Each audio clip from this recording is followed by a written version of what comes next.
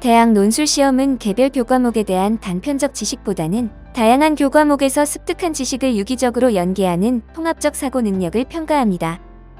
경영 경제 계열 논술시험을 대비하기 위해서는 경제에 대한 기본적인 지식뿐만 아니라 이를 유기적으로 연계하는 능력이 중요합니다. 대학 논술을 위하여 알아야 할 경제 지식 100가지는 그동안 주요 대학 논술 시험에서 출제된 내용을 기초로 하여 만화로 보는 맨큐의 경제학의 경제 지식을 설명함으로써 경제적 사건을 경제학적으로 체계적이고 통합적으로 사고하는 능력을 키워줄 것입니다.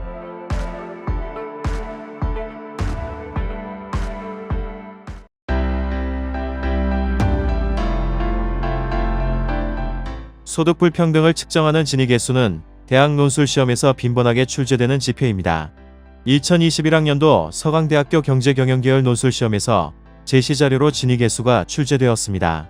불평등 정도가 높은 국가일수록 세대 간 계층 이동이 어렵다는 것을 설명하는 문제였습니다. 2020학년도 성균관대학교 인문계열 논술 시험에서 제시자료로 지니계수가 출제되었습니다. 5개 국가의 지니계수 추세 그래프를 보여주고 이를 해석하는 문제였습니다. 다음 동영상에서는 만화로 보는 맨큐의 경제학 사건에서 설명하는 지니계수에 대해서 살펴보겠습니다. 추가적으로 불평등 정도를 측정하는 지표의 문제점에 대해서도 살펴보겠습니다.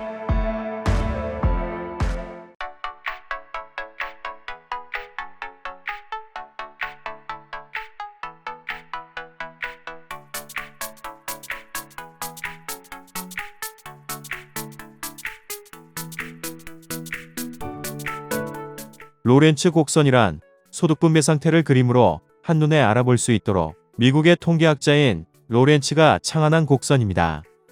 아래의 그래프처럼 가로축은 원점을 기준으로 소득이 낮은 사람부터 높은 사람 순으로 누적 인구를 백분율로 표시했고, 세로축은 누적 인구에 대응하는 누적 소득 금액을 백분율로 표시한 것입니다.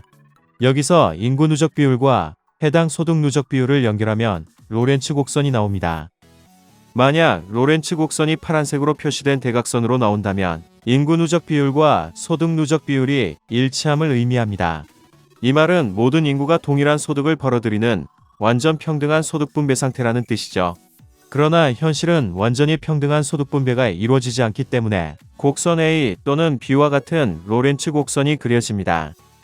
로렌츠 곡선 A와 B를 비교했을 때 전체 인구의 50%가 곡선 A의 경우 전체 소득의 30%를 점유하고 있지만 곡선 B의 경우 전체 소득의 25%를 점유하고 있으므로 A보다 B가 소득의 불평등 정도가 더 심한 것을 알 수 있습니다.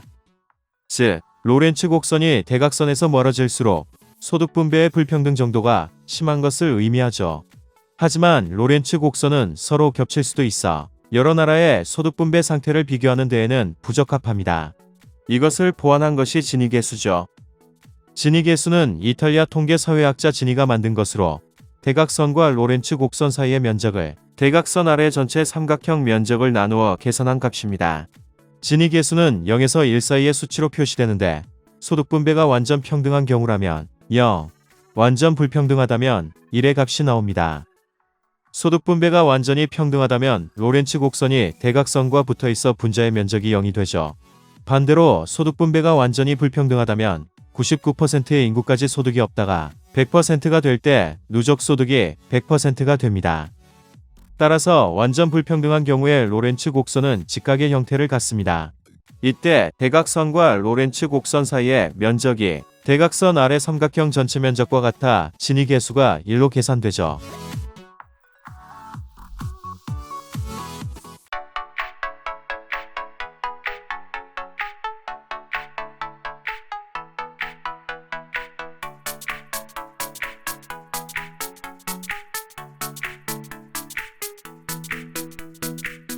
대부분의 소득 분배 지표들과 빈곤율 통계 자료는 가계의 연간 소득을 바탕으로 합니다. 그러나 정작 중요한 것은 소득이 아니라 높은 생활 수준을 유지할 수 있는 능력이죠. 소득 분배 자료와 빈곤율은 최소한 3가지 이유로 생활 수준의 불평등을 완전하게 나타내지는 못합니다. 식료품 교환권, 주택 보조금, 의료 보조 등 현금 대신 재화나 서비스의 형태로 가난한 이들을 지원하는 수단을 현물 보조라고 합니다. 보통의 소득 불평등 지표들은 이러한 현물 보조를 감안하지 않습니다. 현물 보조는 사회의 극빈층에게 지원되기 때문에 현물 보조를 소득에 포함시키지 않는 것은 빈곤율의 측정에 큰 영향을 미칩니다. 미국 연방통계국의 연구 결과 현물 보조를 시장 가치로 환산하여 소득에 포함시키면 빈곤 가구의 수는 정부 통계 수치보다 10% 정도 줄어들 것이라고 합니다. 사람들의 소득은 연령에 따라 다릅니다. 소득은 근로자가 숙련되고 경험을 쌓아감에 따라 상승하는데 50세 정도의 절정에 이르고 65세에 퇴직하기까지는 급격히 하락합니다. 이러한 소득 변화의 일정한 형태를 소득의 생애주기라고 부르죠. 어느 해의 소득 변화와 생활 수준은 그 해의 소득보다 일생의 소득에 좌우됩니다. 젊은이들은 주로 학업이나 직장만을 위해 돈을 빌리고 나중에 소득이 증가했을 때 갚아나갑니다. 그리고 보통의 사람들은 중년기에 가장 많은 저축을 합니다. 또 사람들은 노후를 생각하고 저축하기 때문에 퇴직 후 소득이 급격히 감소해도 생활 수준은 급격히 하락하지 않죠. 이러한 생애주기 소득 패턴은 연간 소득 분배의 불평등을 초래하지만 생활 수준의 실제적인 불평등을 의미하지는 않습니다. 소득이 연령에 따라 달라지는 것은 생애주기적 변동 때문만은 아닙니다. 예상하지 못한 요인이나 일시적인 요인의 영향도 있습니다. 어느 해에 플로리다에 서리가 많이 내려 오렌지 농사를 망쳤다고 해보죠. 플로리다 오렌지 재배 농가의 소득은 일시적으로 급락할 것입니다. 동시에 오렌지 가격의 상승으로 캘리포니아 오렌지 재배 농가의 소득은 일시적으로 증가할 것입니다. 다음 해에는 반대 현상이 일어날 수도 있죠. 사람들이 수입이 좋은 해에 저축하고 나쁜 해에 돈을 빌리거나 해도 일시적인 소득의 변화가 그들의 생활 수준에 큰 영향을 미치지는 못할 것입니다. 한 가구의 재화와 서비스 구입 능력은 그 가구의 정상적 소득 혹은 평균 소득인 항상소득에 더 좌우됩니다. 생활 수준의 불평등을 측정하는 데는 연간 소득의 분포보다는 항상소득의 분포가 적절합니다. 많은 경제학자들은 사람들의 소비 수준은 그들의 항상소득에 영향을 받는다고 믿습니다.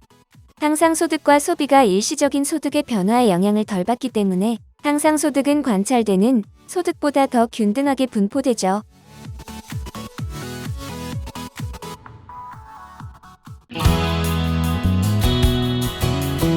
만화로 보는 맹크의 경제학 7권 세트. 1권 경제학의 10대 기본 원리. 2권 시장의 작동 원리. 3권 기업의 행동 원리. 4권 소득 분배의 기본 원리와 경제학의 새로운 분야. 5권 국민경제의 기본 원리. 6권 화폐와 환율의 작동 원리. 7권 경기 변동과 경제정책의 작동 원리. 만화로 보는 맹크의 경제학 6개 언어로 번역되어 세계로 수출. 한국을 넘어 세계인들이 경제학을 즐깁니다.